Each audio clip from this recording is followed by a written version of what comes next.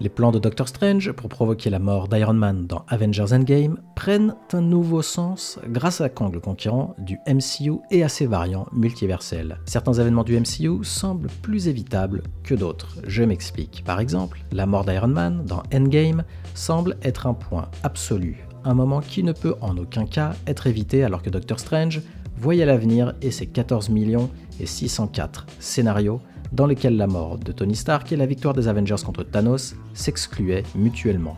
Bien que cela ne soit pas encore confirmé, d'autres points absolus pourraient inclure l'éclosion des super-héros sur Terre et la création des pierres d'infini. Au-delà de la probabilité déjà faible de réussite du braquage temporel des Avengers, la nature du multivers lui-même et le développement du destin de Kang ont également influencé la mort inévitable d'Iron Man. Salut à tous et bienvenue sur House of Marvel pour une nouvelle vidéo. Aujourd'hui on va parler de pourquoi Kang est le responsable de la mort d'Iron Man. Mais avant de commencer, merci de liker la vidéo si elle vous plaît et de rejoindre notre communauté. Préparez le café, installez-vous bien confortablement, je suis Julien et vous êtes sur House of Marvel. Les saisons 1 et 2 de Loki ont révélé que le multivers n'est pas entièrement guidé par le libre arbitre, car celui qui demeure et plusieurs de ses variants ont uni leurs forces pour créer une chronologie sacrée où tous les événements mènent au résultat qui a permis leur existence paisible. Par conséquent, même les événements les plus improbables de la chronologie du MCU ont eu lieu parce que celui qui demeure les a permis et parce que le TVA a empêché toutes les variables de changer.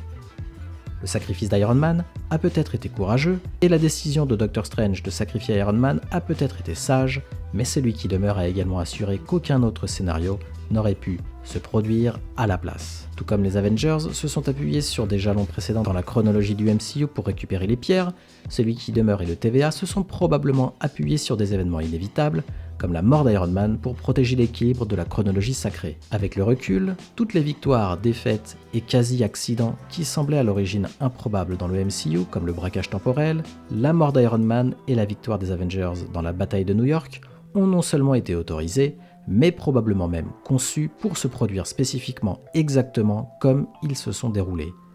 Cet ordre des événements est probablement resté le même après que Loki ait transformé la chronologie sacrée en un Yggdrasil multiversel dans Loki. La nature immuable de la chronologie sacrée a donc cimenté le destin tragique d'Iron Man, du moins sur Terre 616. Tout ce que Tony Stark a fait dans le MCU jusqu'à sa mort était donc inévitable, même s'il semblait y avoir des alternatives, de l'expérience de mort imminente qui l'a motivé à devenir Iron Man, à la création d'Ultron dans Avengers l'ère d'Ultron et des Avengers divisés dans Civil War par exemple. Si Tony Stark était mort en Afghanistan, avait arrêté d'expérimenter l'IA et avait accepté la position de Captain America sur les accords de Sokovie, alors le TVA serait probablement intervenu et aurait remis Iron Man sur la voie du sacrifice dans Avengers Endgame. Le MCU regorge de références et d'indices sur certains de ses plus grands moments, et parmi eux l'ère d'Ultron a fait allusion déjà à la mort d'Iron Man. En fait, Stark avait l'impression que son destin était gravé dans le marbre après la bataille de New York. L'expérience de mort imminente en 2012 lui a fait penser qu'une menace plus grave approchait. Une fois qu'il eut entendu parler de la quête de Thanos pour rassembler les pierres d'infini, il savait que cette menace signifiait la fin de son propre voyage. En ce sens, tout ce qui s'est passé après l'histoire d'origine d'Iron Man était la deuxième chance de Tony Stark et il a fini par se racheter lorsqu'il a brandi les pierres et a fait disparaître Thanos et son armée. Cela explique également l'incapacité de Tony à abandonner son personnage d'Iron Man. En effet, Stark a promis à Pepper Potts qu'il arrêterait de fabriquer des armures à la fin d'Iron Man 3, mais il est revenu à l'action tout de même avec l'armure Iron Man Mark 43 dans l'ère d'Ultron. Des années après le soulèvement d'Ultron, Stark a continué à créer des technologies comme Edith, qu'il a finalement confié à Peter Parker. Tony Stark a également abandonné sa carrière de super-héros pour se concentrer sur sa famille après l'éclipse, mais a fini par inventer le voyage dans le temps et sacrifier sa vie pour sauver l'univers. En fait, Iron Man n'aurait simplement pas pu se retirer paisiblement.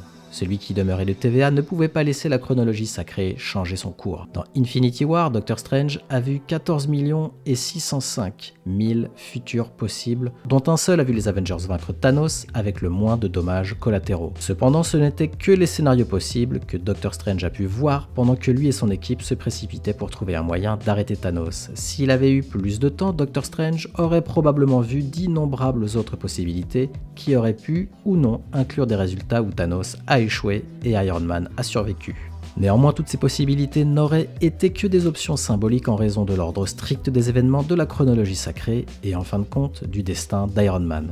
On ne sait pas exactement ce qui se serait passé si Doctor Strange avait mis en œuvre un plan différent pour vaincre Thanos, mais il est très possible que le TVA aurait envoyé un groupe de Minutemen pour l'arrêter et élaguer la chronologie à partir du moment où la décision alternative avait été prise. En fait, il est possible que les Avengers aient tenté tous les 14 604 000 autres scénarios vus par Doctor Strange, seulement pour que le TVA réinitialise la chronologie jusqu'à ce que Doctor Strange décide finalement d'aller de l'avant avec celui qui exigeait la mort d'Iron Man dans Endgame.